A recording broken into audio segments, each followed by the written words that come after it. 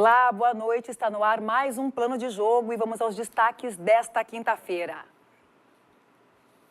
Inter e Cruzeiro de Porto Alegre jogam por uma vaga nas semifinais do Gauchão. Corte Arbitral do Esporte arquiva o caso Victor Ramos.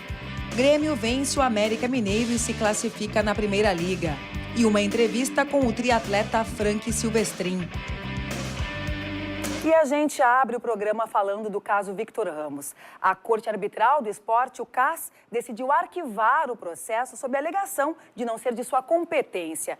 Essa era a tese defendida tanto pela CBF quanto pelo Vitória da Bahia. Com isso, fica confirmado. O Internacional vai jogar a Série B do Campeonato Brasileiro. E a primeira partida será contra o Londrina, no Paraná, dia 13 de maio.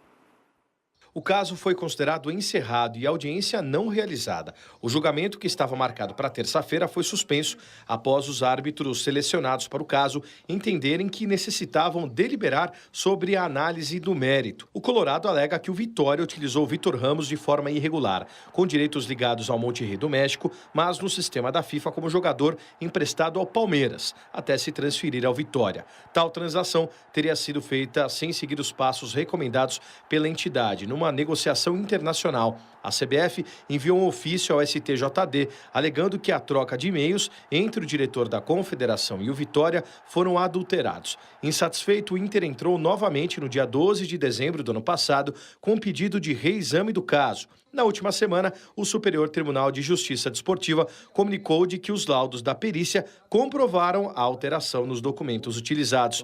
Vitório Pífero, ex-presidente do clube e homem forte da diretoria, garantiu a autenticidade dos e-mails utilizados. E saindo do tribunal, indo para as 4 linhas, o Inter joga hoje pelo Gauchão, naquela que é a última partida de ida das quartas de final. E daqui a pouquinho, lá na Padre Cacique, a bola vai rolar para o Colorado e para outro tradicional clube da capital. E hoje à noite, Inter e Cruzeiro se encontram no Beira-Rio pelas quartas de final em partida de ida. O Inter terá o desfalque de seu goleiro Danilo Fernandes, que sofreu uma fratura no pé esquerdo. Mas a equipe está confiante e acredita no melhor retrospecto na fase de mata-mata, já que na primeira fase o Colorado foi o 7º colocado. Já o Cruzeiro quer manter sua boa campanha. Foi vice-colocado na fase classificatória e quer repetir a vitória contra o Inter na primeira fase. O jogo começa às 9h30 da noite no estádio Beira-Rio. E com o arquivamento do caso Victor Ramos e essa lesão de última hora do Danilo Fernandes, qual será a expectativa do torcedor colorado daqui a pouco? Apreensão, pessimismo? A repórter Lívia Guilhermano está lá agora no Beira-Rio e vai nos falar sobre o ambiente nos arredores e também qual o sentimento do torcedor colorado para o jogo de hoje. Boa noite, Lívia. Boa noite, Clarissa. Olha, o movimento está fraco por aqui. Mas como o jogo é às 9 horas da noite, ainda dá tempo de chegar. O Internacional não está em um bom momento. Recebeu hoje a notícia de arquivamento do caso Victor Ramos e, portanto, a permanência na Série B. Além disso, entra em campo sem um jogador importante, o Danilo Fernandes, que passa por uma cirurgia no pé esquerdo e deve ficar fora por 2 meses. Já o Cruzeiro vem embalado por uma vitória de 2-1 sobre o Inter na fase anterior do Campeonato Gaúcho. Mas é isso, o clima por aqui ainda não é de festa. Aliás, hoje é aniversário do Beira-Rio, mas ainda falta a empolgação dos torcedores. É com você, Clarissa. Obrigada, Lívia, que nos trouxe aí uma boa recordação colorada, porque hoje é aniversário do estádio Beira-Rio, como ela falou. Neste mesmo dia, em 1969, o Inter saía do estádio dos Eucaliptos e inaugurava a sua nova morada. E há 2 anos de completar meio século, o gigante da beira do Guaíba já tem uma história pra lá de especial. Em 6 de abril de 1969, o Internacional inaugurava o estádio José Pinheiro Borda, o popular gigante da Beira-Rio. Em um amistoso contra o Benfica de Portugal, o Colorado conquistou uma vitória de 2-1, gols de Claudio Miro e Gilson Porto. Daquela partida até hoje, o Inter levantou 33 taças dentro do estádio, incluindo as 2 Libertadores da América, os 3 campeonatos brasileiros, as 2 Recopas Sul-Americanas, a Copa Sul-Americana de 2008 e a Copa do Brasil de 92. Contra o maior rival, o Grêmio, o Colorado venceu 43 clássicos em seus domínios, contra 28 do tricolor. Em 2012, o estádio fechou para reformas e foi reinaugurado em 2014 para a Copa do Mundo. Atualmente, o gigante da Beira-Rio comporta mais de 50 mil pessoas, entre colorados e torcedores adversários. Uma bela história. Mas agora a gente fala do Grêmio, né? Porque o tricolor garantiu a classificação para a próxima fase da Primeira Liga. O time venceu os mineiros do América nesta quarta-feira na Arena com um gol de Everton. Num jogo com pouco público e sem muitos lances importantes, Grêmio e América Mineiro se enfrentaram na Arena pela terceira rodada da Primeira Liga. O Grêmio, que jogou com um time totalmente reserva, precisava unicamente da vitória para manter-se vivo na competição. E ela veio com o gol de Everton no final do primeiro tempo. O atacante tricolor recebeu de Arthur e colocou com categoria por cima do goleiro João Ricardo. Com esta vitória de 1-0, o Grêmio fica em segundo colocado no Grupo B e vai aguardar sorteio para saber quem será o adversário na próxima fase. Uma notícia policial na área do esporte. A Polícia Federal deflagrou nesta manhã a Operação Águas Claras. O alvo foi a Confederação Brasileira de Esportes Aquáticos, denunciada por desvios de recursos públicos.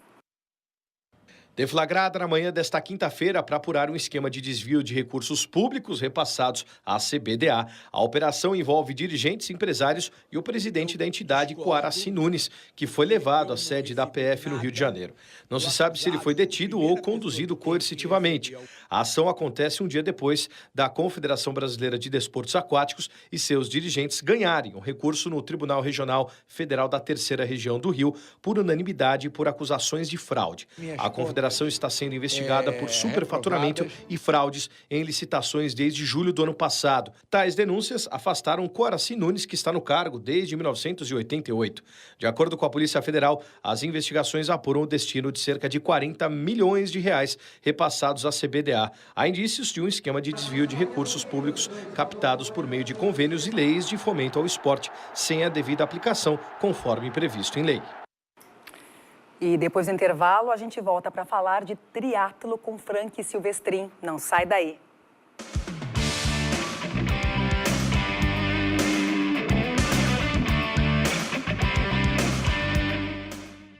Voltando com um plano de jogo, e eu converso agora com o triatleta profissional Frank Silvestrin, que vai falar um pouquinho para a gente sobre o esporte e também sobre a tua carreira. Satisfação de te receber aqui, Frank. Obrigado, Tudo bem? obrigado pela oportunidade. Primeira vez que eu estou aqui no programa e já estou me sentindo em casa. Em casa, bem-vindo. Para quem não conhece o esporte, né, é sempre bom lembrar que o triatlo faz uma combinação de natação, ciclismo e corrida, nessa ordem e sem interrupção entre as modalidades. É isso? Perfeito. Perfeitamente. Salvo a distância de Ultraman, que é uma prova muito longa de triatlon, que ela acontece durante 3 dias seguidos. Certo. Fala um pouquinho da tua carreira, né, da tua atividade de triatlo. Quando é que tu começou a ingressar na modalidade profissionalmente? Eu sempre falo que o triatlo está muito no lúdico, assim, de todo mundo, da criança principalmente, né? Nem tanto na criança gaúcha, porque a gente não tem tão próximo e um clima tão favorável em relação à praia, desde pequeno estar dentro da água. Mas sim, eu acho que é da natureza a gente estar em contato com a água, a gente correr é natural e andar de bicicleta todo mundo aprende quando criança.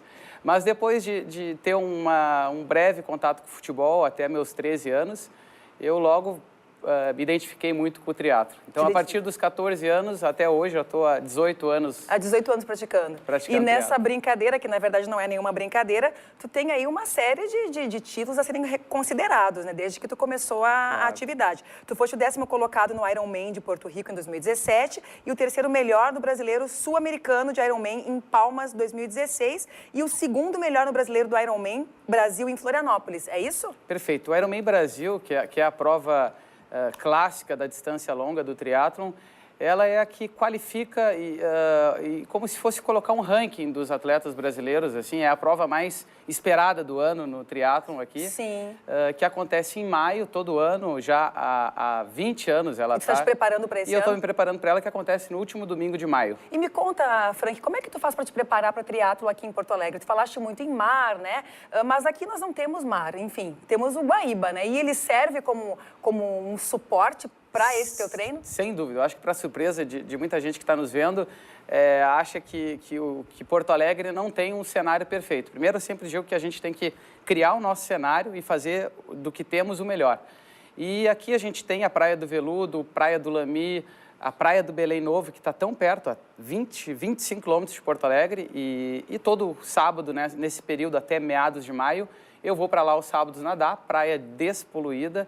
Sim. E durante a semana eu me preparo na piscina, aqui na Raia Sul, no Clube do Comércio. E o triatlo é uma atividade para super-homens ou super-mulheres? Quem quiser praticar, onde pode começar o triatlo? Tu falou aquela questão de se começar desde criancinha, mas claro, quem quer levar um pouco mais a sério, tem algum lugar onde possa buscar orientações e começar a praticar? Tem. Porto Alegre já tem uma grande história no triatlon. A gente tem gerações já que passaram por aqui, que fizeram história no triatlon há quase 30 anos já, apesar do triatlon ser um esporte muito novo. Sim.